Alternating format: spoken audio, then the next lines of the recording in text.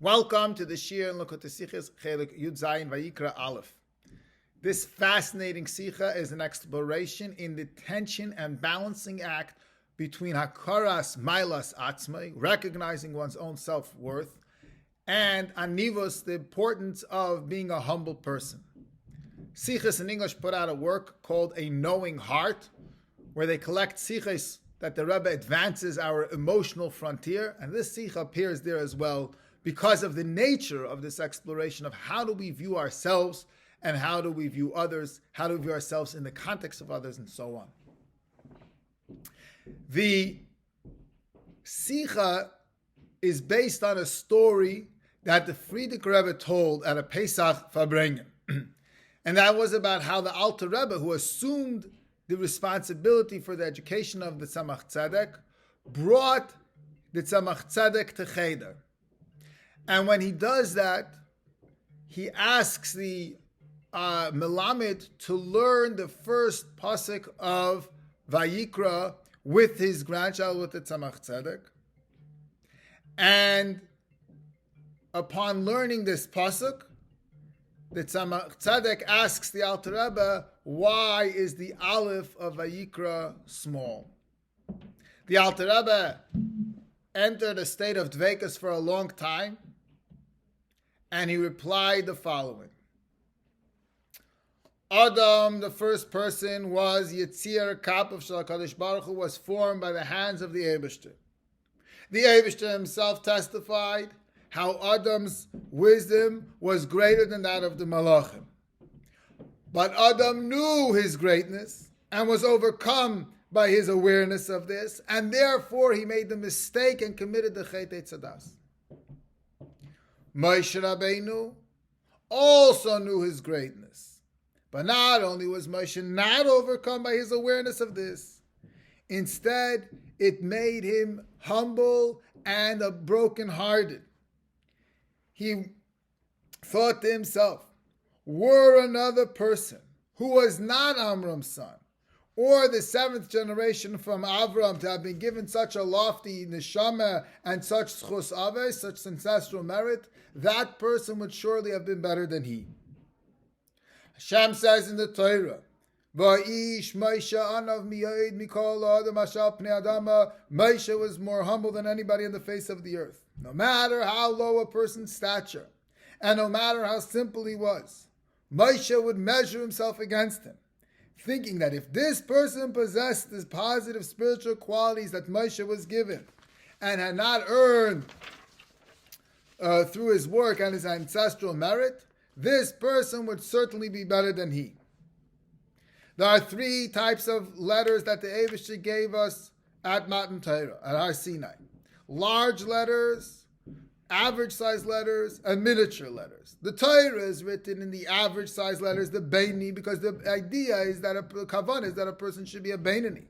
And through Torah, one reaches the level of Beinoni. With regard to Adam, the first person whose recognition of his own greatness caused him to commit the Chet Tzadas, a large Aleph is used. And with regard to Moshe Rabbeinu, whose service of Hashem was through humility and brought him to the highest level of humility, so Parshas Vayikrah uses a miniature Aleph. This is the answer that the Alter Rebbe gave the Tzemach Tzedek. So the Rebbe asks three series of questions about this story. First of all, the Tzemach Tzedek asked about the Aleph of Vayikrah. So why does the Alter Rebbe start discussing Adam Harishon and discuss why there's a large Aleph by Adam Harishon? That large Aleph is in the beginning of Divrei Hayamim. It says the word Adam with a large Aleph. But why is that relevant? Why is that discussed over here? Especially that there's other Mefarshim that already bring this answer that the Aleph of Vayikrah, the small Aleph, is a symbolism of Moshe's humility without discussing the large Aleph in Divrei Hayamim. And that Tzemach Tzedek this was his first day of Cheder. He just started to learn. He didn't yet get to the Aleph of Divrei Hayamim. And in particular, the Aleph bringing about a story of Adam Rishon and the Aleph of Divrei Hayamim, we seem to not be complimenting Adam Rishon, but we seem to be critical of him. And as we know, the Torah refuses to be critical, if not necessary, even of a behemoth tmei, even of a non-kosher animal. So why discuss Adam Rishon and talk about the large Aleph, especially if it's not a compliment? Number two, in the discussion about Moshe, why is it that the Alter Rebbe started to tell us about the fact that Moshe Rabbeinu would look at everybody and he would think that that person is better than me, and so on and so forth? Just to say, the small Aleph of Vayikrah represents Moshe's humility. Perhaps you're going to say because the Alter Rebbe said that Moshe recognizes his greatness, and his self-worth.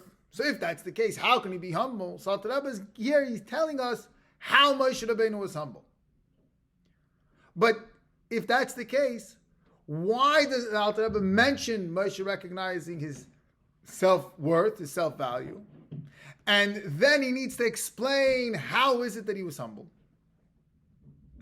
And furthermore, in the explanation of Moshe's humility, the Alter Rebbe says not only does he recognize that it's a gift from Hashem, but every person that he would look at, he would say, if this person had that gift, and if this person had my school service, he would have been greater than I.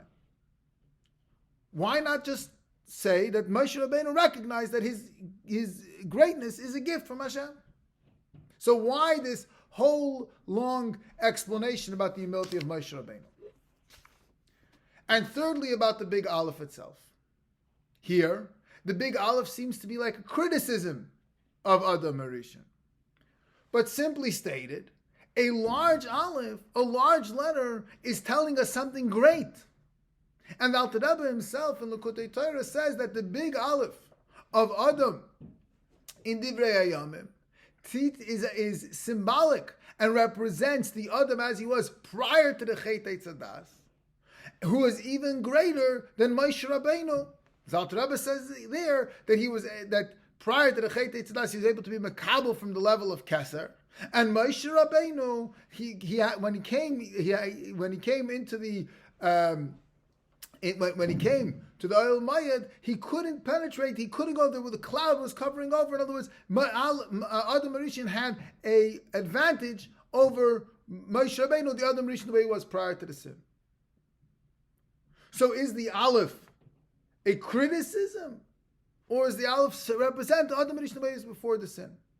Three sets of questions. Why Bechlal talk about Adam Rishon? Why the Arichos in Moshe Rabbeinu's humility? And why the Aleph, is it a criticism or is it representing the Adam Rishon prior to the Cheder Tzedek? And thus, the Rabbi tells us that the Alter Rebbe's intent over here wasn't simply to answer the question of the Tzemach Tzedek. The intent of the Alter Rebbe was that on the day that he's bringing the Tzemach Tzedek, his introduction, the Chnas al-Cheder, his introduction to education, was to teach him the full message of the small Aleph of Vayikrah. And to teach that full message requires to talk about Adam Rishon as well. When the Alter Rebbe tells us that Adam Rishon recognizes his greatness, it's not a criticism of Adam Rishon.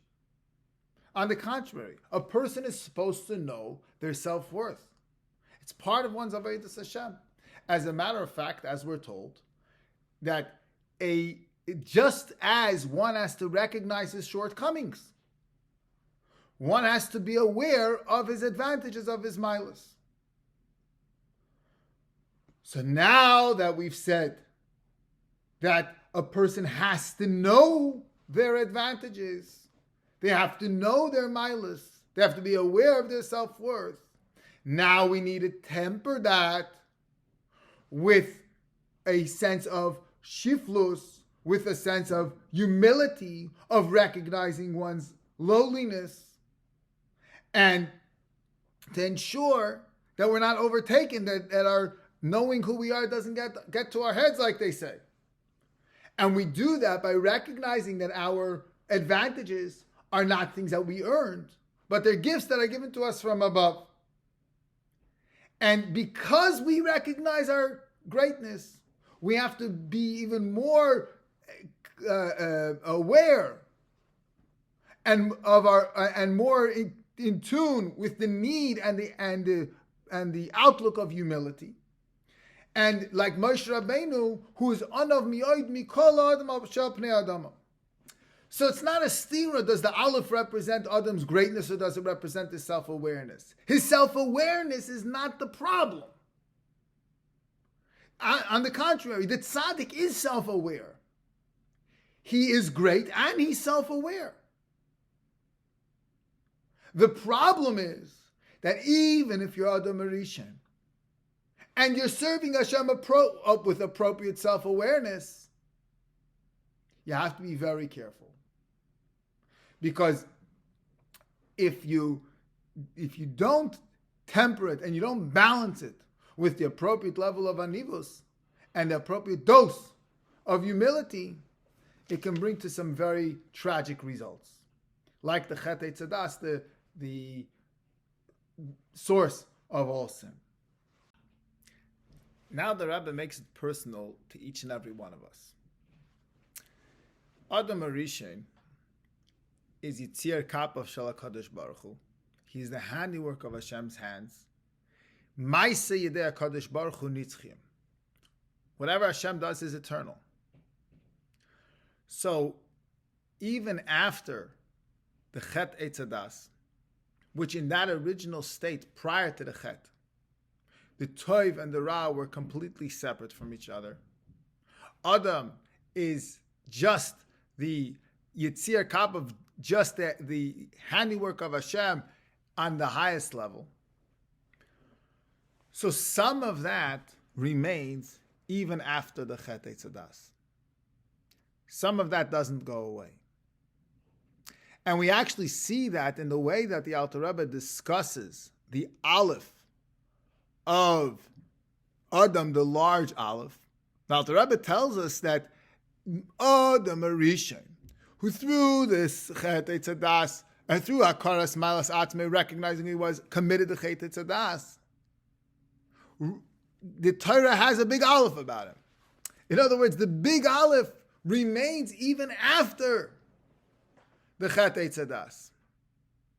There's an element, there's a part of Adam Arishan, that Adam Arishan before the sin, which is not susceptible to sin, which is removed from sin, which remains throughout and continues to be with the Chet Eitzadas, after the Chet Eitzadas. And this Adam Arishan before the sin doesn't only survive within Adam Arishan, but it survives and it continues in each and every one of us. Because Atam Kriyim Adam, because the Jewish people are called Adam. We each have a spark of Adam Arishan in our neshama. And as a matter of fact, what's the greatness of Adam Arishan, that the expression of his advantage over the angels? It's the fact that he gives names to all of the living beings. And we're taught in Svarim that every person, every parent, when they give a name to a child, it's Me'ein Ruach HaKodesh, they're given the foresight to know the appropriate name to give the child. It's an act of Adam. It's an act of Adam. Thus, in each and every one of us, there is some of this Adam Arishan before the sin that survives throughout the whole thing, and we need to be aware of it. And this level of Adam is a level of a tzaddik.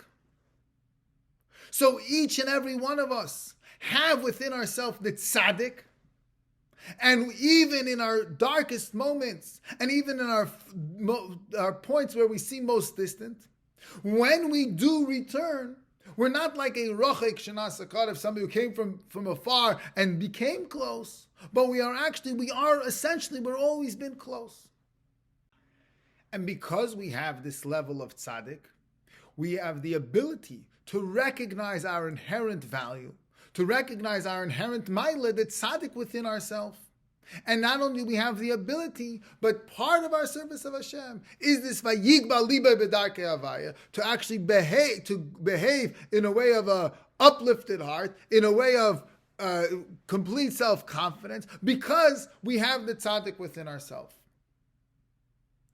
And because we are aware of the power that exists within ourselves, the self-awareness, the healthy self-awareness that there exists within Adam Harishon. However, even the tzaddik has to be careful. In other words, somebody who's not a tzaddik, for sure, they need to have bittul, and they need to have shiflus, and they need to be humble and be careful that nothing, that their self-awareness and ego shouldn't penetrate. But even the tzaddik, and here the Alter Rebbe in the story is talking to the Tzemach Tzedek, who has the neshama of the tzaddik, who's going to grow up to be a Nasi B'Yisrael, and he's telling him the message that even the tzaddik must be self-conscious of his self-awareness. And he has to temper it with a healthy dose of bittul, with a healthy dose of anivus. Because even Adam Harishon, who seemingly was so removed from sin, but without the proper temperament, his self-awareness led him to the tragic Cheder Tzadas. And that's why the Alter Rebbe spends time talking about the type and the mode of the shiflus and the anivus of Moshe Rabbeinu. Because just to be humble, a person can be humble by denying their self-worth, by playing themselves down. But that's not true humility. To say that I am nothing, that's maybe humble, but like the Rebbe says, that there are many people that they say, I'm talking not a Metzias, but the other person is even less of a Metzias. In other words, that's playing oneself down doesn't really have the complete sense of anivus in its truest form. And the Alter Rebbe educates the Tzemach Tzedek, and he gives him the message that in its truest form, it's not just recognizing that my gifts are a gift, but it's actually looking at each and every single person and thinking that had they had my gifts, they would have even outperformed me. Seeing how they are greater than me. This is the true anivus that the tzaddik needs, because the tzaddik has the self-awareness that they are a tzaddik. So that can only be tempered with complete and total anivus, which is when you lift the other person up, not just bring yourself down. And thus Moshe Rabbeinu, who had this true sense of anivus, was able to be mesak in the Cheder Tzadas of Adam Harishon. As we know, when the Torah is given, so the Paskas or Masam, the effect of the Cheder Tzadas goes away. Because Moshe Rabbeinu looked at each and every single person, and he said that anybody, any one of them, if he had his milas, he would have been greater than ourselves. This is, of course, the message of the story. Every single Yid has to see their great and incredible self-worth and self-value, this Adam Harishon before the sin. And he has to know this. Because a person shouldn't be overtaken and say, who am I? What can I accomplish? It's not for me to take on this mitzvah. It's too great, too holy. I'm just a small guy. You have to know that right now within ourselves, we have the power, the Adam Harishon, prior to the sin, the unaffected, the unpenetrable sense of Yitzir Kaposh HaKadosh Baruch Hu, of the formation of Hashem's hands. On the other hand, we have to remember that these are gifts given to us, and we have to bear in mind that if somebody else would have them, they would have utilized them better. And therefore, not to be ego driven or have a sense of pride, but on the contrary, to be a shuffle beinei atzmai, to have a sense of lowness within ourselves. So the tension and the balance of knowing that I have within me Adam Rishon before the sin, but it's all a gift. And every person that I look at, like Moshe Rabbeinu, would have used it better than I. And through this, the Gemara tells us, Man the ihu zeir, ihu rav. The Zohar says, he who is small is actually great. In other words, it brings us to the greatness, and to the greatness of bringing out the Moshe Rabbeinu within ourselves, hearing the call to Moshe Rabbeinu, the Vayikrah Moshe, the chiba that Hashem shows, like in that call, the dearness and the preciousness, till brings us to the Avodah Sakarbanis and the Tachas Hashlemus in the Beis Hamikdash Hashlishi, V'sham Nasl Fanecha. In there we will do K'mitzvahs Tzeinecha, as your mitzvahs may be, B'karev Mamish. So in summary, the Alter Rebbe is educating the Tzemach Tzedek and a message to each and every one of us. We have to have a very strong self-awareness of who we are.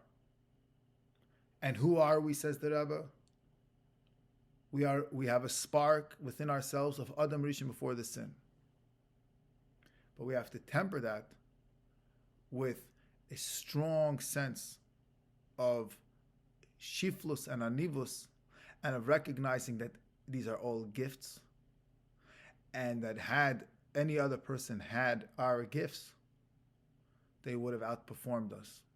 So we don't think of ourselves greater than anyone else. Sei gesund.